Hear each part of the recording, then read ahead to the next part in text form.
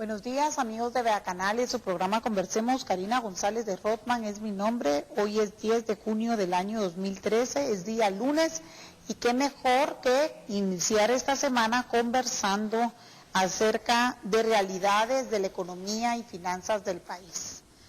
Le doy la bienvenida al diputado Álvaro Trujillo. Bienvenido, diputado. Muchísimas gracias por la invitación, estoy acá para servirles. Gracias. Bancada líder, y nuestro tema es la deuda pública. Para las personas que entienden o no entienden mucho de economía, lo que sí entienden es que cada día el quetzal vale menos, que cada día la canasta básica está más alta, inalcanzable, y también ha de entender, y vino a decir Rodrigo Ponce aquí hace 15 días, que la Junta Monetaria le quiere incrementar al valor del IVA, lejos del 12% al 15%. ¿Está usted de acuerdo, amigo televidente, en que la Junta Monetaria le suba su impuesto del 2 al 15% del IVA? ¿Está usted de acuerdo en que se desentrampe la agenda legislativa, sí y solo sí, aprobar más préstamos, aprobar más emisión de bonos? ¿Qué repercusiones financieras inmediatas tienen para nuestro presente, nuestro mediano y nuestro futuro? Así que le cedo el uso de la palabra, diputado. Muchísimas gracias. Bueno, quiero comentarle que hoy la deuda pública que tiene nuestro país es de 103.744 millones de quetzales, lo cual constituye hoy por hoy de una carga de nuestro presupuesto nacional en pagar intereses y principal, o sea, de capital, un 18%. Este 18%, pues bueno, viene a reducir grandemente la inversión que el Estado puede realizar en cuanto a las inversiones, en cuanto a los programas sociales que tiene el Estado y todas aquellas obligaciones que la misma Carta Magna le demanda al Estado de Guatemala, como es pues la seguridad, la salud, la educación, el derecho a la vida, la integridad de la persona humana. Consideramos que hoy por hoy estamos en un 25% de endeudamiento según el Producto Interno Bruto, lo que equivale a que de cada quetzal que está circulando en el país, 25 centavos están comprometidos en pagar la deuda, y obviamente esto equivale a un 2.1 veces los ingresos ordinarios del país. Lo que siempre se ha dicho es de que nuestra deuda es estable hoy por hoy. Sin embargo, lo que no quieren decir los encargados de finanzas es de que el 2.5 veces mayor a los ingresos ordinarios del país, entonces caeríamos en un riesgo de poder pagar dicha deuda. O sea, se va a volver insostenible y macroeconómicamente el país va a tambalear, y esto se va a traducir en más inflación, esto se va a traducir en insolvencia del país en todo sentido, y obviamente pues el Estado de Guatemala va a tener que ceder muchísimos espacios de su presupuesto nacional para poder cumplir con las obligaciones con los bancos extranjeros. El presidente del Banco de Guatemala los visitó la semana pasada. Así es. Creo yo, si no me equivoco, el día jueves de la semana pasada. Así es. Ustedes llamaron a conferencia de prensa y él estuvo ahí, el licenciado Edgar Barquín. ¿Cuál es el sentimiento que le dio a usted de todo lo que él les llegó a contestar de todas las preguntas hechas? Bueno, yo creo que él fue bastante franco en explicar los riesgos que el país está corriendo hoy por hoy. Sin embargo, nos llama a nosotros a la reflexión de pensar de que si el Estado no tiene una política de estabilidad de la deuda pública, entonces nos vamos a seguir endeudando al ritmo al cual llevamos, que es un 10% anualmente. Lo que nosotros consideramos que en 10 años tendremos una deuda impagable, crítica, y el Estado pues puede caer en los problemas que la Unión Europea está cayendo. Hoy el país de Chipre, que es uno de los que está ahorita en problemas serios, pues ellos, obviamente todas las cuentas corrientes de los chipriotas en los bancos estatales fueron, como que dice, canceladas o embargadas para poder reunir 5.8 millones de euros para poder mitigar en gran parte la deuda pública. Lo que nosotros tenemos que tener mucho cuidado acá en el país es no caer en seguir endeudando al país constantemente, sino que tener una política de estabilidad de la deuda. Y por eso yo acudo y llamo a esos diputados del Congreso de la República que, sabiendo de las grandes consecuencias que el Estado puede acarrear, los responsabilizo de forma directa si siguen ellos endeudando al país de una forma irresponsable, porque ya estuvo bueno con lo que los hicieron con el paquete tributario. Hoy por hoy los impuestos siguen subiendo porque la deuda sigue subiendo. Y entonces es bastante delicado cuando solamente a un sector económico lo está castigando, como es la clase media y la clase baja. ¿A qué parte del país favorecen cuando emiten más deuda? Ejemplo, bonos. Bueno, déjeme decirle que los bonos es una deuda interna. Una deuda interna del país y que son extremadamente caros.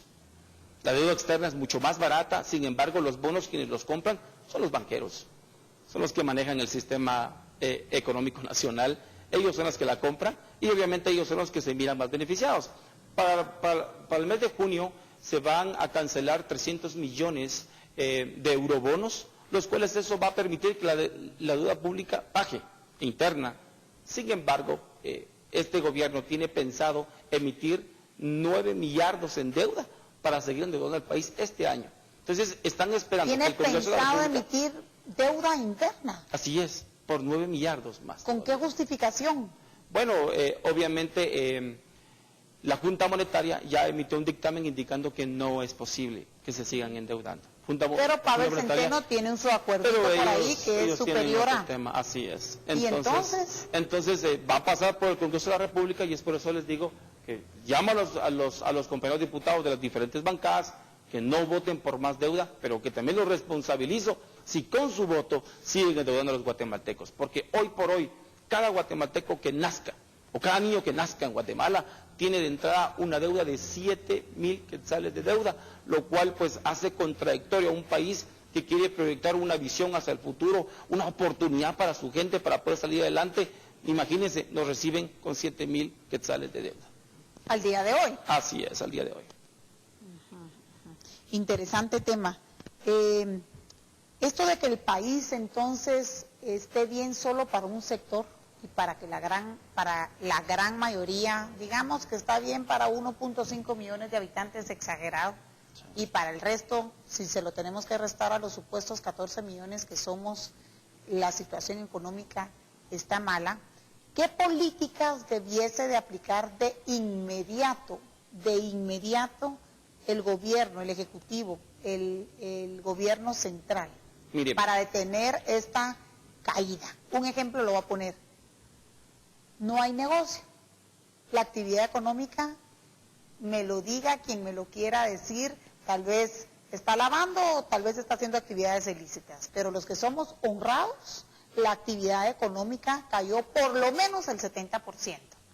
¿Qué medidas debe implementar el ministro de Economía, el ministro de Finanzas, el presidente del Banco de Guatemala como rector de la inflación? Él es el que ve el índice de precios del consumidor. ¿Qué debiesen de hacer? Bueno, déjeme contarle, en primera instancia, el haber recortado el presupuesto nacional es una medida que nosotros la vemos como positiva por parte del Ministerio de Finanzas. Lo miramos positivo siempre y cuando la contención del gasto al cual se llamó por parte de este gobierno para todos los ministerios y secretarías y direcciones esté normado, y eso no está normado actualmente. Normado significa que esté estipulado en qué se debe de gastar y en qué no se debe de gastar. Segundo, que los principales ministerios que promuevan la inversión, los programas sociales, la salud, la educación, la seguridad, se les garantice con el presupuesto que actualmente se encuentra. Y como tercer punto, de que se priorice el gasto público y que vaya a ser vertical y que sea pues transparente la ejecución del mismo. Tomando en cuenta esto, será muy importante poder reactivar la economía. Por otro tema muy importante, y me llama la atención de que el comercio en Guatemala está totalmente acabado. ¿Y por qué está acabado? Porque impulsan un paquete tributario sin consensos, sin conocimiento. Y es una cuestión que yo les achaco mucho a los compañeros diputados de las otras bancadas, porque votaron sin conocer ni importar de los efectos macroeconómicos que iba a sufrir para el país. Imagínense cómo es posible que se les haya subido el 100, 200, 300%, hasta un 1.300% el impuesto de circulación de vehículos. ¿En qué cabeza cabe? Eso va a generar una inflación desbordada, va a generar un enfriamiento de nuestra economía nacional y obviamente el desempleo pues es bastante latente en Guatemala. Contarle que hace como 15 días se dio una convención para la inversión en Guatemala, fue bastante sonado acá en el país, promovido por las diferentes cámaras y el mismo Ministerio de Economía. Sin embargo, ha sido demasiado tarde. Y lo digo demasiado tarde porque países como, por ejemplo, y tan criticados como el de Nicaragua, que tiene un tinte populista, chavista, creció en la inversión extranjera directa de un 7.7%. Costa Rica, que tiene 20 puestos abajo de la facilidad para poder hacer negocios, que Guatemala, calificado por el mismo Banco Mundial, creció un 5.9%. Honduras, que tiene un desarrollo inferior a nuestro país, creció un 4.9%. Solamente estamos por encima de El Salvador con un 2.2%, porque Guatemala solo creció un 2.3%. ¿Qué significa esto? Que las autoridades del país, el Ministerio de Finanzas, el Ministerio de Economía, son los máximos responsables de la catástrofe institucional que está sucediendo. ¿Y por qué no llamar al banquillo de los acusados al señor Sergio de la Torre? ¿Por qué no llamarlo? Porque la verdad, yo creo que el traje le quedó muy grande. Y eso que viene a estudiar de la misma universidad donde yo estudié, de la Universidad de Francisco Marroquín. Pero aparentemente o no entendió lo de la libertad de mercado, o no entendió algunas otras cuestiones económicas, porque lo que nos damos cuenta al día de hoy es que no se han aperturado los contingentes para la libertad de importar derivado de la especulación que estamos viviendo en el mercado interno, del acaparamiento y de muchas cuestiones. El gas está más caro, el 10%, el cartón de huevos a mí me ha costado en el supermercado La Torre 42 y 39 quetzales, y si yo lo siento, ¿cómo no lo siente gente que está al mismo nivel de uno o más abajo?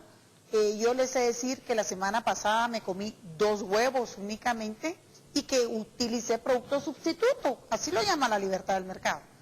Si tiene A y A se pone muy caro, consuma B. Y de algo tiene que consumir uno, ¿verdad? Pero la libertad del mercado hace que uno encuentre sustitutos o que simplemente se abran las fronteras, y si en México está más barato el huevo, lo importamos de México, y si en México está más barato el combustible, lo importamos de México, pero aquí se quiere satanizar mucho el contrabando y se quiere satanizar mucho a nuestros guatemaltecos más vulnerables. Si no nos alcanza a nosotros, y estamos bien clavados nosotros, con la condición económica financiera que tenemos, ¿cómo está el resto?